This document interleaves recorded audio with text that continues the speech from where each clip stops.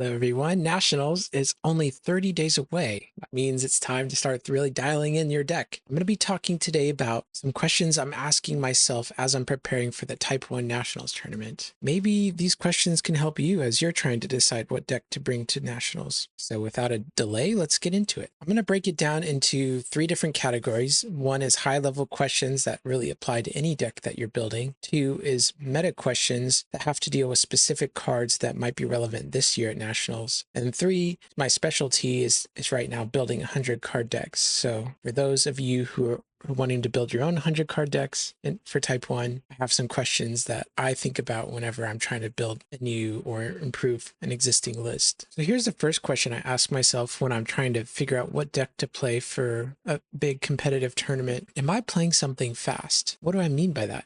Am I playing something that can keep up with other decks? Other decks are going to be drawing a lot of cards, and it can be pretty easy to fall behind. So you have to play a deck that can keep up. And the primary way to do that is by drawing cards and staying at parity with resources. There are decks that can be designed to work with resource imbalancements like Soulhide. They actually kind of thrive on having less resources. But for the most part, if your deck wants to do well, you want to have access to the most resources you can. And the best way to do that is by drawing cards. So we're going to make tier lists now, and I'm going to rank all these different types of offenses based upon their speed. This is not representative of how strong the offense is all around. This is just, we're focusing on one facet right now, which is the speed, which is how much cards they can draw on the early turns of the game. So first off, we have the clay decks led by Matthew. They're notoriously fast. Turn 1 is pretty easy to get to a Matthew. Convert it to me, can draw 4, 5, 6, 7 cards, and just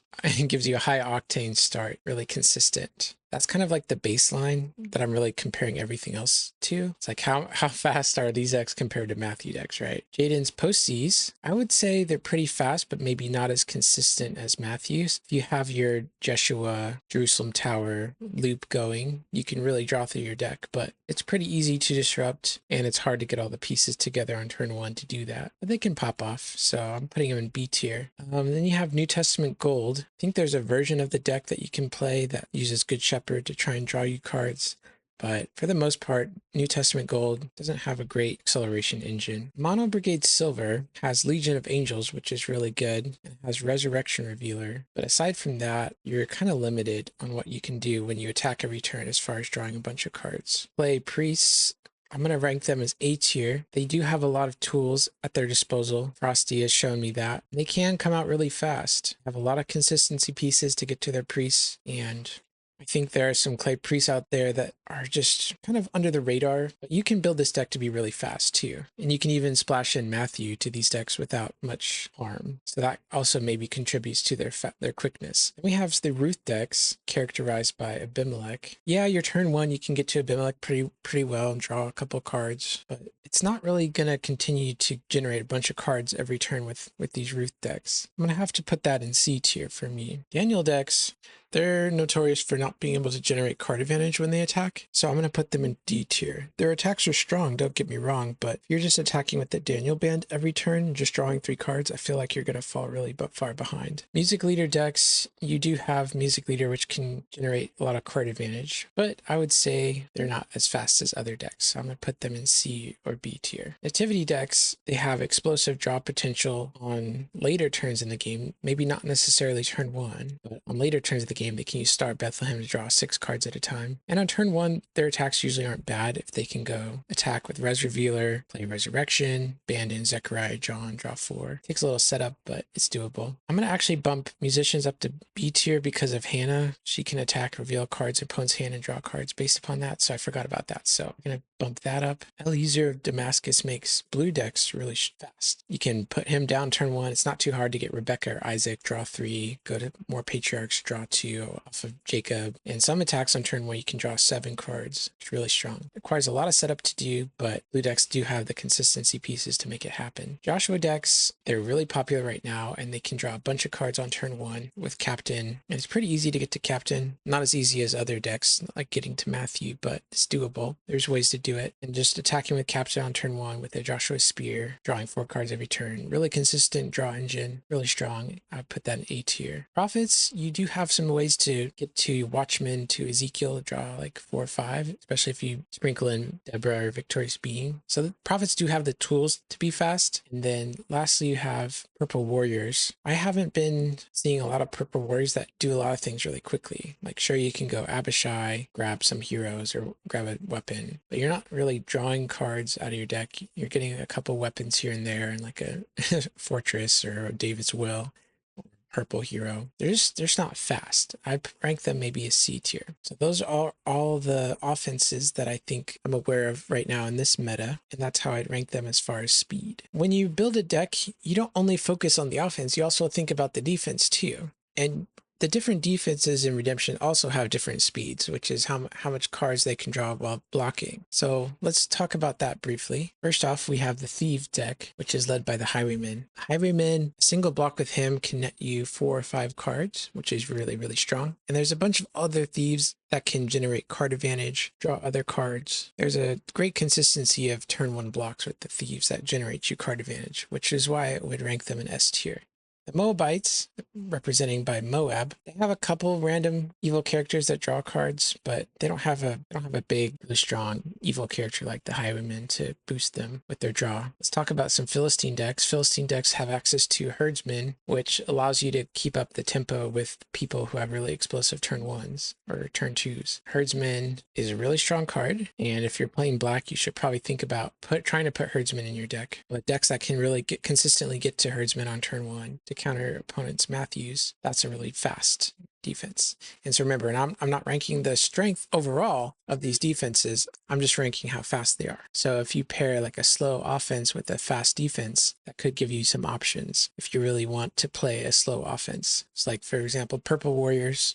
Maybe you pair them with Thieves or Philistines. Here's a Black Gray. Black Gray is just kind of taking the best cards of both the Black Brigade and the Gray Brigade and putting them in a defense. Usually you play Denarius in that deck, so having access to Denarius and Herdsman gives this S tier vibes in my book. Brown, yeah, you can do some card advantage things with Brown. Heyman plus Heyman's boasting is really fast, but outside of Heyman, not aware of a lot of ways to draw cards consistently in Brown Brigade. So probably faster than Moabites, but maybe just B tier overall. Gray, you have a lot of great things like Nicodemus, block CB and draw 2, Denarius. There's probably some other great evil character that blocks and draws cards, but yeah, put that in A tier. I think Soulhide doesn't really do any drawing on defense, so I'm gonna put that in D tier. They're meant to kind of hide away the souls and not draw. You know, if you're blocking with Soulhide, you've successfully hidden away all the lost souls. You don't want to draw cards and draw more lost souls, so they're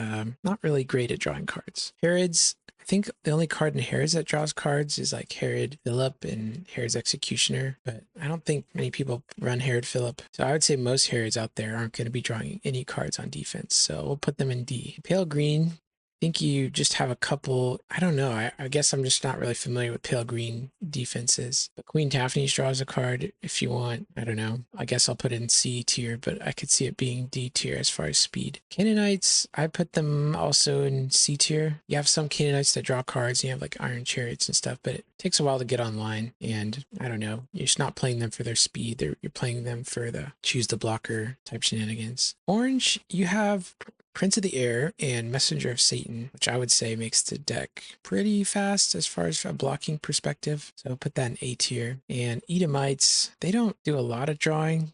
Maybe put them in B tier. You have a couple ones that do drawing and stuff. But yeah, so that's how I'd kind of maybe rank the different defenses out there right now as far as how fast they are.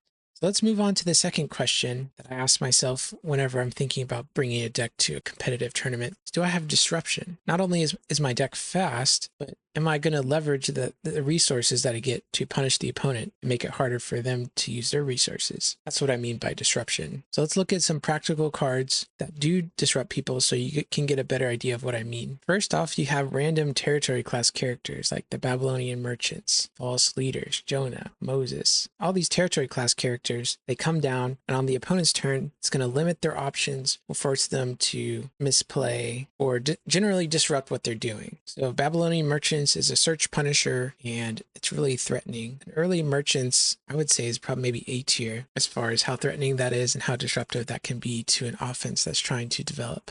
False Leaders is similarly threatening, but because it can't get to the reserve on turn 1, I'd probably say it's B tier and gives opponents time to react to it. Jonah is a great one that comes out on turn 1 and stall some people, but sometimes people don't have anything on play on turn 1. And so Jonah comes out early, doesn't really do anything. So I'd say he hovers between B tier and A tier. Moses is a great card, stops people from playing their territory class enhancements, which will slow them down. A lot of territory class enhancements can search their decks for stuff, and a lot of decks are relying on that. So being able to shut that down, and Lost Souls and territory class characters makes it a solid card. Herodias being able to restrict the reserve doesn't really impact the gate board on turn 1, but in the late game she can be backbreaking, and having a bonus way to protect her with Herod's Temple makes her maybe like B plus, A minus tier. Most of these other territory class characters, they don't really protect themselves, but being able to pair disruption plus a way to protect the characters makes them a little bit stronger than they normally would be. I'm going to put James the Fisherman in C tier only because his effect is really restrictive. He negates neutral cards, period. So that's negating your Lost Souls, it's negating your artifacts.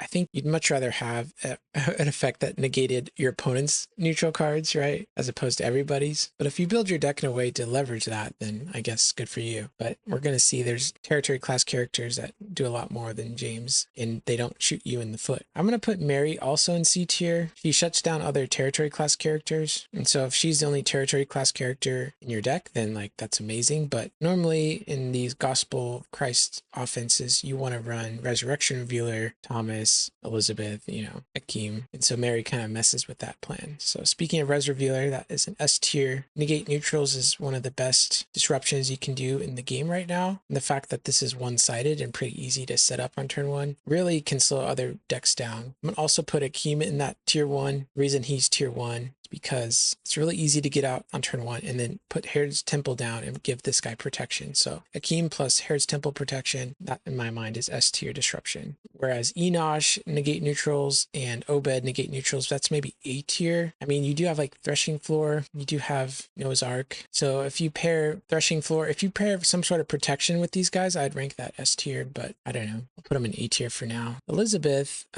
negates evil cards in opponent's territories. That's not really as relevant right now. I think it's only really good against Possessing Spirit and Evil Fortresses, and those aren't too crazily played right now. I would say Jesse negates characters in other territories. That's better than Mary, but still like an okay effect. Thomas really punishes search. The fact that if you get a Thomas down turn 1, I guess he's not really disruptive, but he really threatens the opponent to do searching. So he is kind of threatens to run away with the game. So if you can get down early Thomas, but maybe put A tier. His effectiveness is sometimes limited by the opponent just playing the Resurrection, banding to him and converting him to Meek and turning him off. So if it wasn't for that weakness, I'd put him in S tier. And then we have Priest of Zeus. Opponent draws a card, you can discard a card in their territory. I would say that's really solid. Cannot be interrupted is big. Like a lot of these other cards, you can woes them. So I wouldn't say he's S tier, but definitely A plus or a strong A tier. And Possessing Spirit negates good cards in opponent's territories. You have to have Gospel Unity to do this. And the fact that you can play this early and then follow it up with the Choose the Blocker later,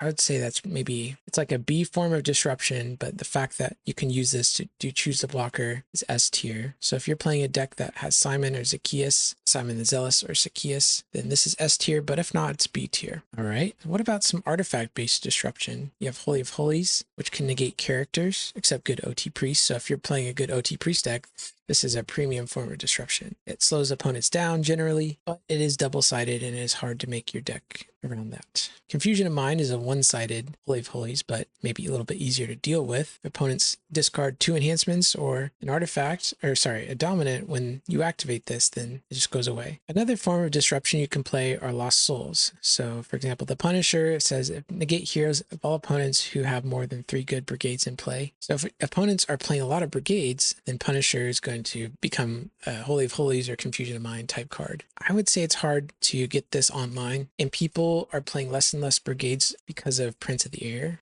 But I would put Punisher maybe an A- tier. The reason it's not S tier is that if you're fighting a Gospel of Christ deck, Accusers is basically a Meek Lost Soul in your deck. But if you are playing against an Old Testament deck on turn one, this can really give them a lot of problems. So it's a high variance card. Salty, I would say maybe S tier. If you can build your deck in a way to not use territory class enhancements, get early Salty down, that is very restrictive for opponents. But not being able to play territory class enhancements of your own, that's a big drawback. Here's a Lost Soul. I forget what its name is, but it says negate opponent's banned abilities. It's not as good as Accusers. A lot of banding these days is CBP, CBN, and I would say it's pretty easy to play around this card, so I'm going to put it in C tier. Although on paper it seems like it would be better. Crowds, I would say it's a form of protection or disruption, because sometimes opponents have cards that attack the player's hand, or like Matthew that. So I would call cards that give you hand protection some sort of disruption to the opponent's plans, if those plans involve attacking your hand. Speaking of hand disruption, Promised Land is S tier hand disruption. It comes down, looks at the opponent's hand, and grabs their best card, except a dominant. That is really disruptive and really can mess with some decks. 20 shekels, I would also put in that territory, or that category. It's able to really mess up some heroes that are double-sided, or evil characters that are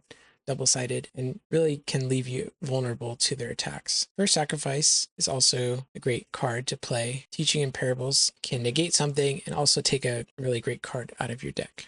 We're almost getting to the end here of these disruption effects, but I just wanted to give you an example of what type of effects are out there and how effective they are in this current meta. Sheol is another card that affects the opponent trying to search. I would say it's S tier or A tier. Nazareth actually restricts people from searching, so if you can build your deck to get it out early and not do a lot of searching, I would say your deck is in, or Nazareth is S tier form of disruption.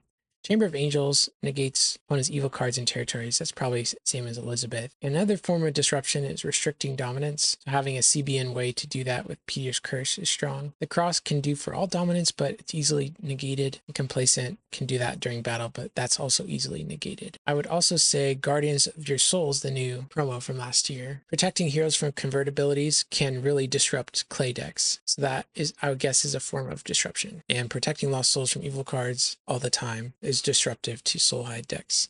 That's how I'd kind of rank these different disruptions. I would say if you're a top deck, you're having at least one of these, one or at least one or multiple of these types of disruptions in your deck. So now that we've looked at all the different types of disruptions people are running, I have to think about, can the deck that I'm deciding to bring to the table fight through that disruption, or will it just fold like a house of cards? So when thinking about trying to get rid of disruption, you're looking for cards that negate stuff in territories or bounce permanents, underdeck things, that type of effect. So the premium way to do that right now is Joshua's Sword. Used by Joshua, you can discard any card except a character. So if you put this on Joshua and attack, you can get rid of the opponent's most annoying non-character card. So there's a lot of disruption in the form of character or non-characters like artifacts, enhancements, fortresses. So being able to stop that with Joshua's Sword is really strong. I would say maybe the second strongest option is Prince of the Air, which doesn't have a condition on its underdeck. You can always underdeck at least one card. So getting to, if something's really shutting you down, like a Nazareth, if you have a Prince, you can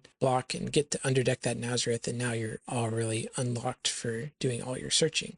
So I love Prince and how many options he opens up for fighting through disruptions. Outsiders is like a Prince, but you have to have board disadvantage. But if you do have board disadvantage, he can be really swingy. It helps you get out from all sorts of nasty stuff. You can have some artifacts that underdeck stuff like Pharaoh's Curse and Goliath's Curse. A lot of the best disruption are good cards like Nazareth, these territory class characters, Storehouse, Guardian of Your Souls. There's not a lot of ways to deal with those type of cards, but Pharaoh's Curse and Goliath's Curse, they can temporarily get rid of these disruptive cards. So if you're playing a deck that really does not want to see Guardian of Your Souls, you might want to consider these type of cards to help you push it a turn through where you can convert to Meek and do your burials and stuff like that. If your deck's really weak to negate neutrals, you might want to think about how can you kill those characters that are negating my neutral cards. So cards that can kill characters in territories or underdeck heroes in territories like Murder's Command can go ahead and kill a very important character in their territory that's negating your neutrals. So if they have a Keem, you can use Murder's Command to discard a Keem and then you're back in business. But maybe that won't work out for you because they sometimes protect their territory if they're smart. Betrayal is also really flexible, gets underdecks any good card in play. You have to underdeck an opponent's good card though. It's also flexible, you can use it in battle. So I would say maybe it's A tier Lost Child Found is another, it doesn't look like it's a form of disruption breaker, but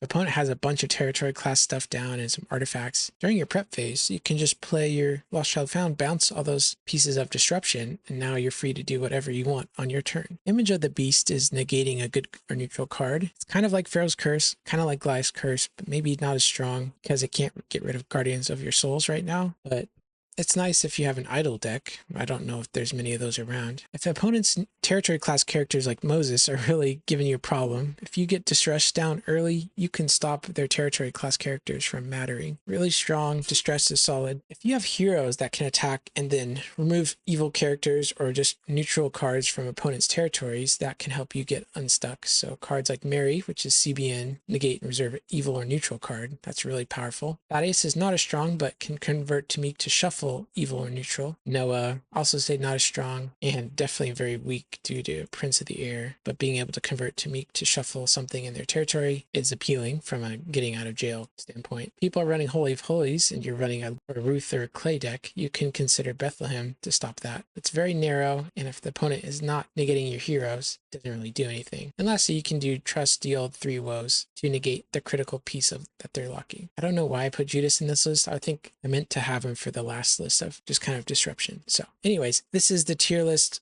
of cards I can think of that help fight through disruption. And I would highly recommend playing at least 1 or 2 or 3 of these types of cards. All right, here's the last high-level question. Can I win battles without relying on enhancements? And I would say this primarily applies to defensive battles. What we're really seeing here are the top decks in Redemption are able to generate these attacks that try to bypass the opponent's ability to impact the game by using their evil enhancements. So cards like Herod's Temple can really force toss battles and make enhancements kind of irrelevant, or battle-winning dominance like Angel of the Lord, Glory of the Lord can make it really hard. You're using a defense to get to play your evil enhancements. So if you have an evil defense, it's all built around trying to resolve some of these evil enhancements to win the game. It's going to be really hard for you, I would say, against the top decks that are running around right now. So what does that look like in reality? I would say the defense that is most well known for this abilities are the Herods. So like Herod Archelaus, if you pair him with the Herod's Temple, you don't need enhancements. You can just block, and the opponent's hero has to figure out how to toss Herod down or band another hero into battle without enhancements. Someone who's maybe even stronger than Herod Archelaus is Herod Agrippa. He's protected from multiple heroes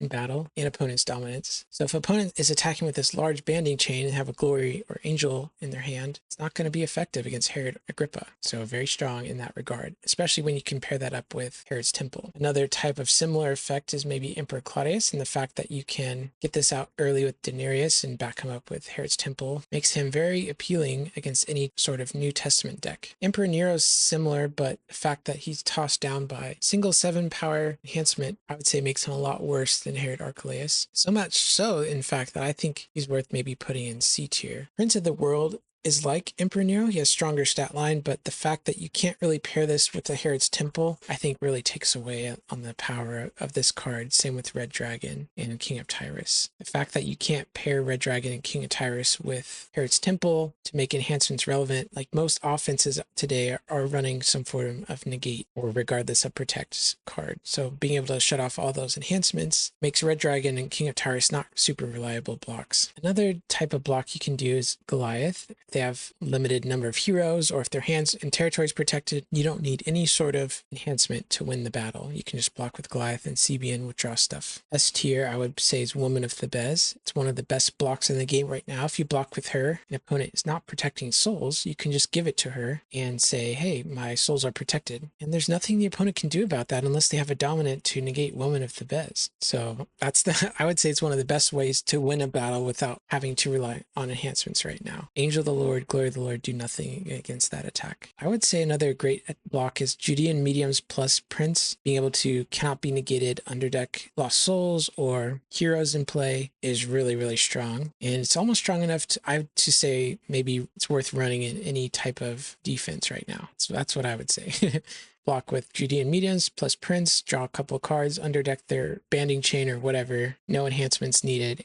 Angel of the Lord, glory of the Lord, can't do anything against that. Kind of related is Judean mediums banded to Balaam to grab a defensive dominant like Christian martyr, led astray, burial, falling away, or doubt. Being able to do that and play one of these dominants lets you win a battle without having to rely on enhancements. So especially burial, where you can just not even block with a character, just underdeck all your souls. The drawback is you have to play Meeks, but I think it is worth it to play Meeks right now. You get access to two of the most powerful battle-winning dominants in the game, Led Astray and Burial. Led Astray against most decks is S tier, but against Clay decks, it's like D tier. So I would say it kind of averages out to A tier. But against Joshua decks, it's like a time walk. Against big banding chains that aren't running Meeks, Meek Heroes, it's a time walk. And you basically get 2 or 3 extra turns on defense if you're running Meeks and get to Burial and Led Astray. Anyways, I'm going to stop saying how great these cards are and just talk about how good Christian Martyr and Falling Away are against lone heroes. If they're trying to come in and get initiative in battle, you can just really punish that by killing their hero in battle with Martyr or making it an evil character temporarily with Falling Away. Doubt is great, I guess, but there are a lot of answers to it. And more people are running Mono Brigade cards. So if you block with Doubt and they play Amazing Faith, you just really regret your life decisions. So I would say maybe even C tier for him. Subdued is another great way to not rely on enhancements to win the battle. If you block with a Mobite, just let that Mobite die by the numbers, that'll trigger Subdued's condition to shuffle all your OT Lost Souls into your Land of Bondage. So if opponent does not have a way to negate that, you're going to have some really great blocks. Firefox is a classically strong block. Not as good as Woman with the Bez, but it's pretty darn close. Moss is not as good as Firefox is, but it's okay. And a sneaky block you can do with Tubal Cain is if you have Meek heroes in play, you can activate 3 nails from your reserve or your deck and shuffle everything in play, cannot be negated. You can also activate stocks or curses that reserve your opponent's hero in battle, and that's also hard to deal with. That's like another form of not having to play enhancements to win a battle. But if I could just give you guys one last thing to think about when looking at these evil characters, is think about them as evil characters that come into battle and they immediately play an enhancement. So imagine if Herod Agrippa said, when this evil character enters battle, play an enhancement that says negate a card, protect this card from opponent's dominance and opponent's multiple heroes in battle, cannot be prevented. Like, that's insane. Or think about Woman. If you block with this character, play an enhancement that says give your evil Canaanite to opponent to protect Lost Souls from rescue. Like that's crazy. So really focusing your deck on evil characters that do something crazy strong in battle, I think is a really solid way to build your deck right now. So notably like Herod Agrippa, Woman of Thebes, Prince of the Air, Balaam, stuff like that. So let's talk about some questions that are specific to the Nationals 2025 meta. Notably, this is the first Nationals tournament where Prince of the Air is legal. I expect this card to have a warping effect on the meta because it is that strong. Being able to go Judean mediums plus Prince takes a lot of the decks we were seeing last year and just laughs at them. So I know Good Seed was a card that we were seeing a lot of last year. And I think that card is actually unplayable right now. The fact that Prince can come down, maybe you've like played it down, searched your reserve for a nice enhancement, you attack, and you're like, oh, I'm going to get this battle. Prince comes down, underdecks Good Seed and 3 other your cards, CBN. I mean, I just don't think it's worth playing this card right now. So when I'm thinking about building a deck, I'm thinking about how can I minimize the blast damage that Prince does. So I'm cutting out cards that have a lot of brigades on the heroes. I'm trying to play mono brigade stuff if I can. And I'm trying to attack my heroes. I'm trying to push heroes that are protected, and I'm also trying to protect Lost Souls. Prince is one of those cards that is hard to deal with, because sure, you could just attack with a big protected banding chain of heroes, but you're not protecting souls, so a Prince could just block and underdeck all the souls. So the best thing to do is if you have a thing that protects your souls and protects your heroes. The perfect card maybe for this is I Am He, which protects disciples and lost souls from harm. So just something to think about. Like, do I have a plan to beat Prince of the Air, or am I just going to attack and get all my heroes shuffled away by this card? Because it's going to be at Nationals and it's going to wreck you if you're not ready for it. I'd also say you also have to think about, do I have a plan for Soulhide? And I think whenever I see opponent have a Meek Lost Soul in play on turn 1, and there's like this sense of like fear, especially if I'm not packing tools to beat Soulhide. If you're looking for that perfect thing that's going to help your Soulhide match up a bunch, I would recommend Guardians of Your Souls. Last year when this card came out, it was kind of laughed at as a joke, but I think the meta game right now has really evolved into a place where some of the strongest decks right now are actually clay-based decks running a soul hide defense. So Guardians kind of helps your offense and your defense in that regard. Helps you slow down the clay decks, and it helps you actually rescue souls and not have all those souls get hidden away. So play hoppers, play lost souls, play heroes that attack that protect lost souls, play builder's spear in your Joshua deck, maybe even play spy. Have a way to get lost souls out of your opponent's deck if they're tucked away. Have soul generation in your deck.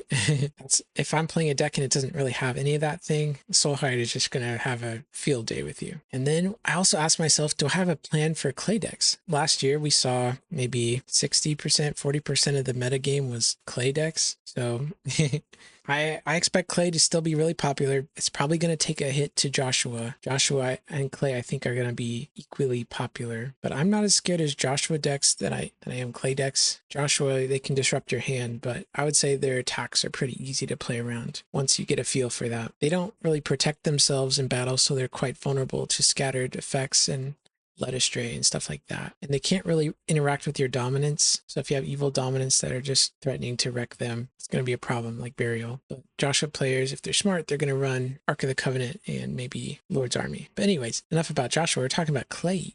So clay decks are going to attack you with Matthew turn 1. If you're playing a deck that has a bunch of brigades, high number of brigades in your deck, you are not going to come back from their turn 1 attack. If they attack and draw 6 cards, it's going to be pretty hard to win the game. And if you're curious at how to figure out how vulnerable your deck is to Matthew, I've updated my deck list generator on the Tournament Tracker website, link in the description, to calculate M counts for potential decks. So for example, we open up our Lackey deck, click the copy button, and then we paste in there. So there's our Lackey deck list. Now we're going to select this M count, Matthew count tab. So this number is going to calculate the average number of unique brigades when randomly drawing 8 non-lost soul cards from a deck. Basically, the higher this number is, the more brigades are going to be in your opening hand on average. So this gives you a good approximation how many cards a Matthew deck would potentially draw against you if you went second and they went first. So it takes a little bit to generate the screenshot. It's running like 10,000 simulations behind the scenes. And so if we scroll down to here, we're going to see that we expect a Matthew deck attacking this deck to draw on average 4.67 cards. And if we look at the deck, we see most of it's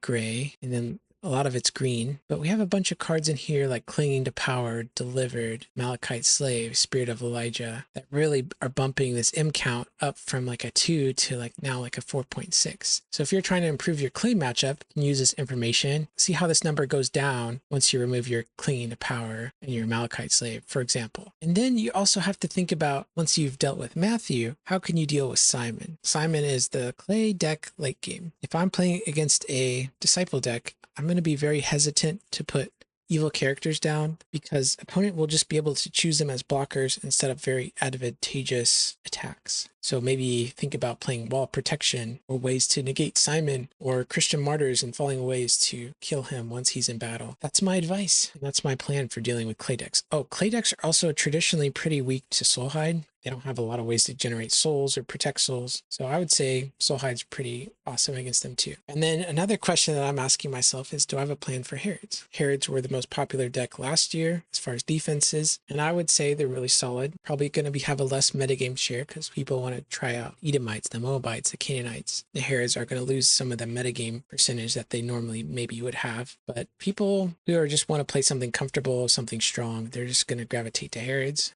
And I would say maybe there's still the best right now. So what does having a plan for Herods look like? Have a plan to get rid of Herod's Temple. If you don't, make sure you're playing good enhancements that can toss Herods down. Yeah, and I think that's it. Like play a density of enhancements that can win toss battles with Herods, and don't walk into their Herod's executioners. Anyways, so now let's focus on some questions I ask myself when I'm playing 100 card decks or thinking about how to build 100 card decks. Because right now I'm kind of maybe addicted to playing them. I don't think I'm in the position right now, if I'm preparing for a tournament, I would even consider playing a 50 card deck. I would rather be the guy right there with the fistful of cards in hand, and be running a 100 card deck. I just love these decks right now. They feel so strong, but you have to build them right. So the most important question you have to answer when playing a 100 card list list is, can I get to my good dominants when I need them? This is the biggest downside of having a big deck, because you have a less likely chance of drawing your Son of God and Second Coming, and you basically need those to win the game. So if you're playing a 100 card deck, then also be sure you're running ways to get to those Son of Gods and Second Comings on turn 3, turn 2. So you have heroes that can do that, Resurrection Revealer, Woman with Child that can attack, search for good Gospel Dominant, search for Son of God or Second Coming when they attack. Really strong. There's also a lot of good enhancements that do that. Actually, not a lot. There's only a couple that I can think of. Spirit is a Dove, Annunciation, Solomon's Dream. Outside of that, I don't really think there's a lot that can go grab dominance out of your deck. And then there's other miscellaneous ways to get to dominance. For example, you have John the Fisherman, which has a star ability that lets you top deck a good dominant from your deck. So if you pair that with Star Bethlehem, you can activate John's star ability, then draw cards. So effectively searching your deck for a good dominant and drawing a card. When I'm playing a 100 card deck, I also think about, if the opponent has some disruption out, will that make my deck cry? Will I fold? Will I be unable to play the game? Because 100 card decks typically do a lot of searching, and they're very reliant on certain types of cards. So if opponent has a Guardians out turn 1, I'm not able to do my Matthew, I'm not able to draw my cards, I'm not able to get to my dominance, and I fall behind and I lose the game.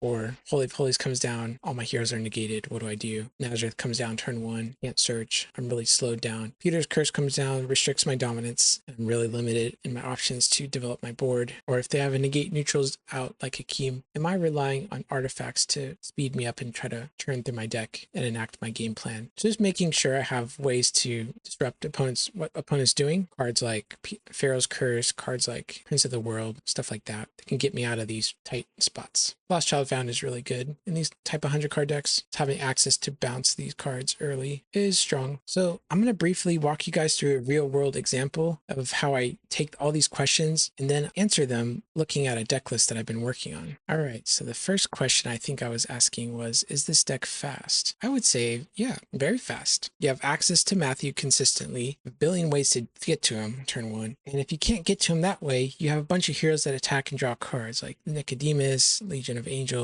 John the Fisherman. And aside from that, you also have a draw engine with the first out and 4 drachma coins to draw a bunch of cards. The defense is like a Herod, Prince of the World, so you can draw some cards there too if you need to. So yeah, I'd say the deck is pretty fast and can keep up with other decks. And then the other question I was thinking about is am I playing disruption? So let's look at the disruption. I have some hand disruption with 20 shekels. I have some territory disruption with possessing spirit. I think the most prevalent form of disruption right now in the deck is Akeem, which is negating neutrals, and Resurrection Revealer, negating neutrals. So if I get one of these down turn 1, very disruptive. Also playing Thomas, so that can be disruptive too. So I'm not going overboard with the disruption, but I'm just having the most important and best disruption right now I think you can get in a deck, and having lots of it. And then what tools does this deck have to deal with disruption? So obviously we have Prince of the Air, we have 3 woes, we have Possessing Spirit, we have some Pharaoh's Curses, and we have like a Thaddeus.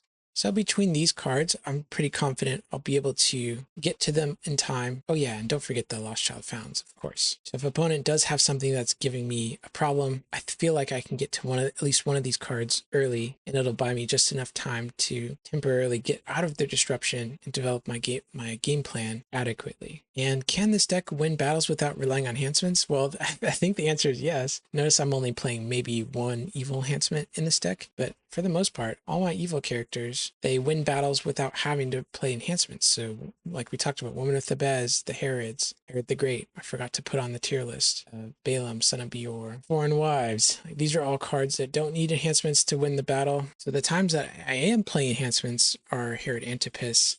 He goes to my reserve to grab Feudal Inquisition. I think Feudal Inquisition and cards like this, stalemate cards, are really strong. And if you're an evil deck, I feel like if you are trying to play enhancement, you got to really pick the ones that are going to have the most impact. You aren't going to be able to play your evil enhancements that often, so when you do, you got to make them count. So CBN, scattered cards, stalemate cards, protect lost soul cards.